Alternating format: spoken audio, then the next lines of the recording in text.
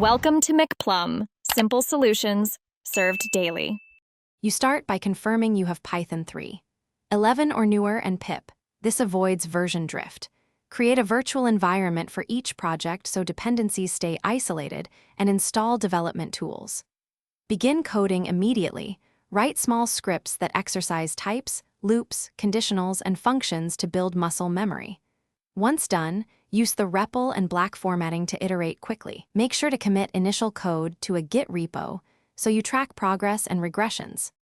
You now deepen core skills by implementing object-oriented designs, writing decorators and generators, and using async/await where concurrency helps. Embrace type hints and run MIPI to catch issues early. Combine that with Flake 8 and Black for consistent style. Build test suites with PyTest and AIM for meaningful coverage. Once comfortable, integrate CI/CD to run tests automatically. Make sure to read code from strong open-source projects and incrementally refactor your own code. You finish by optimizing and scaling. Profile hotspots with cProfile or pinstrument, add caching, and choose the right concurrency model for I/O or CPU-bound tasks. Contribute patches to open source and do code reviews to sharpen judgment.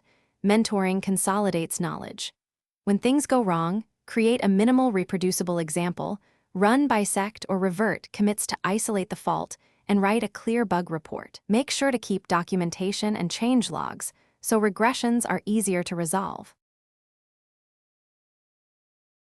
Thanks for watching. Stay juicy and subscribe.